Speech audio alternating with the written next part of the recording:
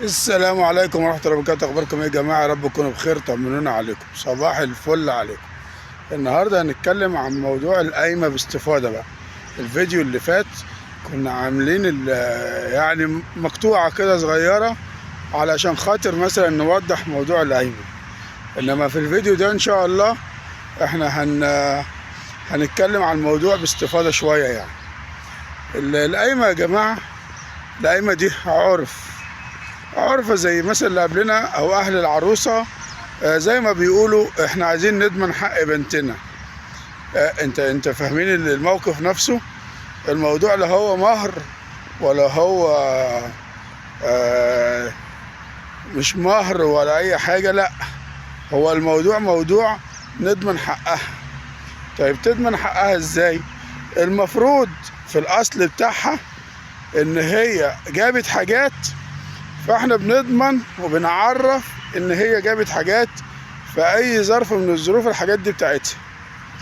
طيب الحاجات اللي هي ما جابتهاش، الحاجات اللي هي ما جابتهاش زي الحاجات اللي بيجيبها العريس، تمام. حتى في حاجات كانوا زمان يجوا في القايمة ما يكتبوهاش، زي الهوالك، بيقولوا عليها هوالك، اللي هي البلاستيكات والهدوم والازاز الكوبايات والكلام ده. الحاجات دي كان اسمها هوالك، ما بتتكتبش. ما بتكتبش ليه؟ لان الحاجة ديت مش هتعتبر امانة. الحاجة دي مش هتعتبر امانة. ليه؟ لان هي مستعملة، واللي هيستعملها الشخص نفسه، فبالتالي هي مش هتتكتب او مش موجودة اصلا. علشان كده بس بيقولوا ايه؟ ان هي ما تتكتبش. فبالتالي يبقى في حاجات هتروح، وحاجات هتستعمل، وحاجات هتستخدم هتتلغي. فالحاجات ديت احنا المفروض ما نكتبهاش. طيب ليه بقى موضوع ان هو كلمة نضمن حقها؟ هو في الاصل يعني نضمن حقها اللي هي مثلا ايه؟ ان هي حاجتها ترجع لها وحاجتها تاخدها، والحاجات دي كلها تخصها. طيب تمام. طيب الحاجة ديت بتاعتها هي وحاجته هو تتكتب. قال لك ليه؟ بعد كده بقى مع التطور قال لك ليه؟ قال لك الحاجة دي كلها تعتبر جاية للعروسة، اللي هي الحاجات اللي هي هتجيبها العروسة وهيجيبها العريس. الحاجات دي كلها بالاخر كده دي شقة العروسة، شقتها بحاجتها بدنيتها بكل حاجة تخصها. فبالتالي بقت هي الحاجة دي بتاعتها. الناس ما مش معترضة، او الناس ما اتكلمتش في حاجة زي كده. الكلام ده من بدري، يعني ما حدش اتكلم في جزئية ان دي حاجتها او مش حاجتها، وان هي تتكتب وما تكتبش. الكلام ده امتى بقى الناس ابتدت تبص؟ الناس ابتدت تبص على القايمة وتتكلم على مشاكلها لما الموضوع وصل للمحاكم، ووصل للمحاضر، وهنجيب حقها وهنلففه 7 لفات وهندوخه وكل دوت. وممكن يكون هو مش هو السبب في المشاكل، او مش هو اللي عامل كده. يعني ممكن يكون السبب من ناحيتها هي، ويجي في الاخر يقول لك مثلا لا ده احنا هنشتكيه، ده احنا هنعمله. وخد عندك بقى كام محضر وكام حكاية على موضوع القايمة، تبديد القايمة وسرقة القايمة ومش عارف ايه القايمة. حاجات فعلا يعني فوق الخيال، فوق الخيال. محاضر وغير المشاكل اللي بتجيله. وسيبك بقى من ده كله، هو مش سيبك اللي هو هين او اللي هو ملوش لازمه، لا، سيبك من ده كله. ان الراجل بيتضر وبيتأذي في حياته وفي شغله وفي دنيته وشكله قدام الناس. لا، العيال بتتدمر تقريبا بنسبة 100%. يعني الأولاد هم اللي بيشيلوا الليلة كلها. الأولاد هم اللي بيحصل لهم اللي ما يخطرش على بال حد. ما فيش حد بيعامل أولاد حد كويس. الطلاق مش حل، الطلاق مش حل. لأن ولا خال هيعامل العيال كويس، ولا جد هيعامل العيال كويس. ليه بقى؟ هقول لكم أنا. الجد والجدة بيعاملوا العيال كويس علشان هم بعيد في بيت أهليهم. الأهل هم أهل اللي هم الأب والأم هم اللي شايلين عيالهم، وهم اللي مستحملين دوشتهم، وهم اللي بيقدروا عليهم. طيب الجد والجدة ظروفهم إيه؟ وحشينهم بقالهم كتير ما يشوفهمش، بيشوفوهم كل أسبوع. بيتوحشوهم. فلما يكون الأولاد قاعدين عند جدهم 24 ساعة في الليل وفي النهار، وهات التليفون يا جدو، وهات القناة ديت، الكلام ده بيزهق الناس. مفيش، حتى لو الجد أو الجدة ما اتكلموش في الموضوع، لأ بيزهق.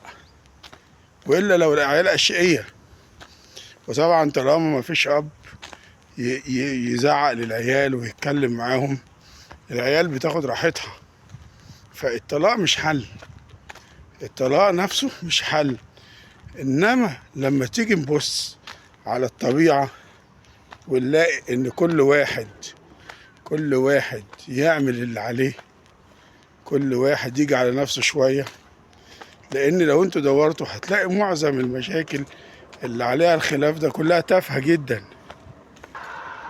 فلو كل واحد اتنازل شوية من الزوج او الزوجة، غير ان الاهل كمان، الاهل يتدخلوا بالخير. يعني استحملي جوزك ومعلش الحكاية والرواية، ونفس الامر للراجل، استحمل مراتك قدرها. الكلام ده كله يا جماعة لازم يتقال من الاهل، لازم يتقال من الاهل.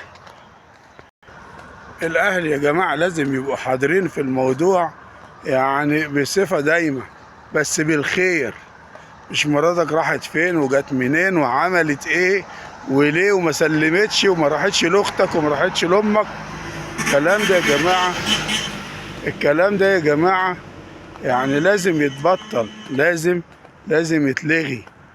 يعني كل واحد شايف مرات ابنه هي ما بتعملش غلط، بس ما نزلتش دلوقتي، ما عملتش. خلاص ده كان زمان يا جماعه، بقى كان زمان. دلوقتي العملية بقت يعني على القد، بقى كل واحد مستحمل نفسه بالعافية ومستحمل بيته بالعافية. الحكاية بقتش مستحملة مشاكل والتدخل من الأهل، والأب يتدخل والأم تتدخل والجيران يتدخلوا. ليه ده كله ليه؟ فالموضوع يا جماعة بقى صعب جدا، صعب أكتر من أي وقت تاني. احنا في وقت دلوقتي محدش هيستحمل اللي كان بيحصل زمان في بيوت العيلة مثلا، ولا وتحكمات الراجل زي زمان. مفيش. بس مش معنى كده يعني عشان خاطر محدش يلوم ويقول لا انت بتتكلم وبتعمل، محدش يقول مثلا لا ده انت، لا خلي بالك من مراتك ويعرف رايحة فين وجاية منين وبتعمل ايه، وكل حاجة كل وقت يبقى في بالك. مش بقول ان هي مثلا تعمل اللي تعمله، لا، بس بلاش التحكمات بتاعت زمان. يعني انتوا فاهميني؟ هو الحوار كله في كده، ان كل واحد بس يطول باله شوية على التاني. يعني الزوجة تقدر الراجل اللي شغال وتعبان وشقيان، ما تضغطش عليه في المصاريف، ما تضغطش عليه في مشاكل. فالموضوع يا جماعة لا، الموضوع لازم يكون اهون شوية، ما بقاش زي الاول. الموضوع ما بقاش زي الاول، لا الموضوع كبير جدا يا جماعة. ولازم لازم كل الأطراف تتدخل بالخير، بالخير. كل اللي موجود يبقى نيته إن هو يصلح ويفهم ويعقل. ما حدش يا جماعة يتدخل ويقول هي المفروض ما تعملش وهو المفروض ما يعملش كده وعمل كده ليه. لا، بالراحة، استحملوا بعض لحد ما الأمور تتظبط، واستحملوا بعض لحد ما الدنيا تهدى، وبعد كده يحلها ربنا. إنما كل واحد يتدخل لي بكلمة ومش عاجبه علشان ده نظامه ببيته، او مثلا ظروفه بتحكم عليه بكده، هو شايف دنيته كده، لا ما ينفعش. كل واحد، يا جماعة كل بيت وليه سيستمه وليه نظامه وليه دنيته اللي ماشية بيه. كل واحد مننا ليه حياته الشخصية، ليه اسلوبه. نرجع تاني لموضوع القايمة يا جماعة. القايمة لازم تتكتب بما يرضي الله، وزي ما الشرع بيقول هي تكتب حاجتها، لأنها القايمة ديت تعتبر وصل أمانة، فتكتب حاجتها هي، ما تكتبش حاجة تاني حاجته هو، لأ، علشان حتى لو حصل في الأمور أمور يقدر يجمع لها حاجتها، يجيبها لها، يدفع لها تمنها، هو ده يقدر يعمل كده. إنما غير كده يا جماعة لأ، الأمور بقت صعبة. فالموضوع اللي هو الترند اللي ماشي اليومين دول بتاع القايمة وعدم كتابة القايمة، الكلام ده بقى مهم جدا. وبعدين في حاجة غريبة يعني برضو بتحصل بتضر، يعني الدليل على سوء النية فيها إن مثلا القايمة بتتكتب الحاجة مثلا كلها على بعضها جاية مثلا ب200,000 جنيه مثلا، ليه تتكتب ب300 و400 و500؟ ليه تكتبوا حاجة أكتر من اللي جبتوها؟ بص، الموضوع بقى كان زمان زي بنت خالتها وبنت عمتها وصاحبتها، والكلام ده مبقاش ياكل مع الناس. احنا بنتكلم عليك انت، يمكن هي صاحبتها دي، يمكن صاحبتها دي مليارديرة اصلا، يمكن صاحبتها دي معاها وفعلا جابت بنفس السعر، او ما جابتش. حتى لو صاحبتها دي كتبت قايمة بدون وجه حق، يعني نفس الامر الناس اللي بتعيش ربنا، اللي جايبه التلاجة ب15 تكتبها ب25، ليه؟ وهو بقى يعني اكبر حاجه الواحد شافها في حياته، واقوى مشهد الواحد شافه في حياته، ان العريس يبقى جايب الحاجه مثلا ب60 70 الف جنيه، هم يكتبوا ب120. ليه؟ ده هو اللي جايبها وجايبها بنفسه ب70 ولا 80 الف جنيه. ليه تتكتب 120 و130؟ ليه توصل للدرجه دي؟ ازاي انت تبقى ترضى على نفسك انك انت بتتكلم في حاجة فلوس مش حقك، لما يكون انت حقك في القايمة كله على بعضه 100,000 جنيه اصلا؟ ليه تكتبوا 200؟ ليه تكتبوا 300 وانت عارف ان ده مش حق، وعارف ان ده مش اصل الفلوس؟ اصل الفلوس مثلا 100,000 يا عم، عشان خاطر تضمن حق بنتك على الاقل يقدر يرجع لك فلوسك، يرجع لك الحاجة اللي انت جبتها. انما تكتب له الطقطقين وحاجته كمان، وليه تاخد شقاه وتعبه ترميه في اي شقة ولا ترميه في اي حاجة عشان خاطر لحد ما يجي لها عريس؟ واحنا دلوقتي بقى المطلقة عليها مشاكل، اي واحدة مطلقة بتبقى عليها مشاكل. لا، ابعد عنها، دي بتعمل دي ودت جوزها المحاكم، يبقى انت كمان هتروح. بقت الناس تخلي بالها من المطلقة، وبقت تخلي بالها من اللي بيعملوا كده.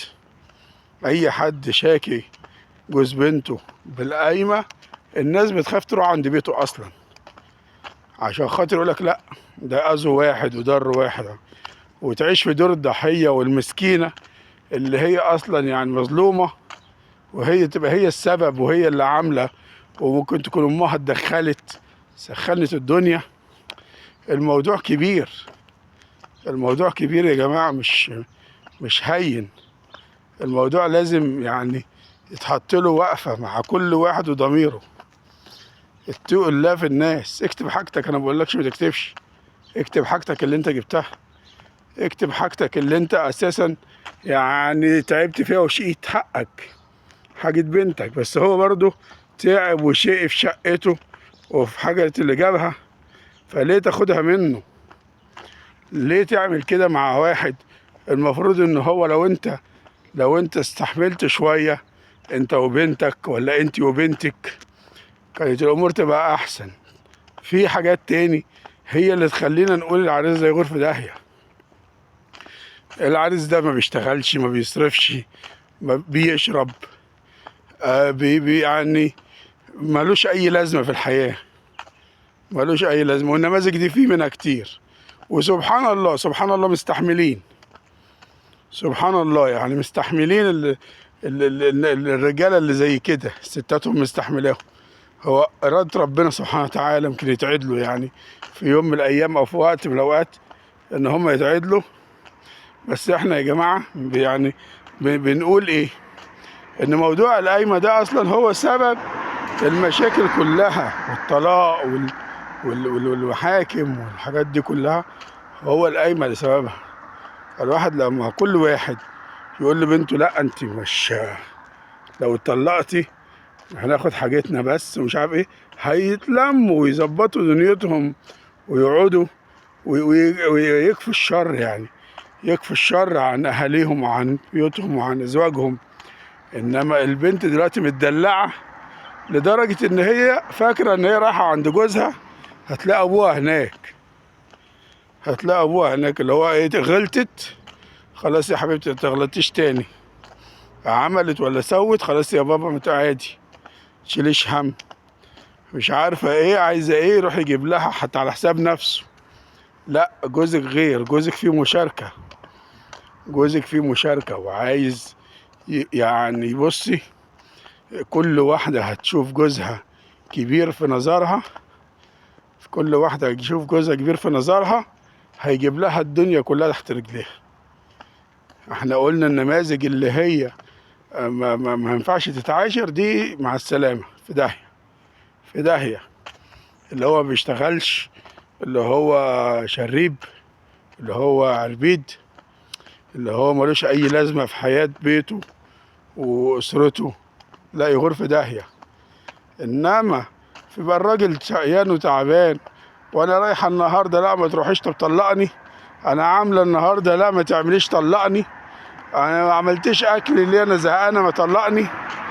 ده في ايه؟ في ايه؟ وفي الاخر بقى تروح تلاقي المحامي هو اللي اتجوزها. يعني حاجات بتحصل غريبة، حاجات غريبة بتحصل، يعني لا يسعنا الا ان احنا نقول لا حول ولا قوة الا بالله، وربنا يهدي. واخر كلامي السلام عليكم ورحمة الله وبركاته.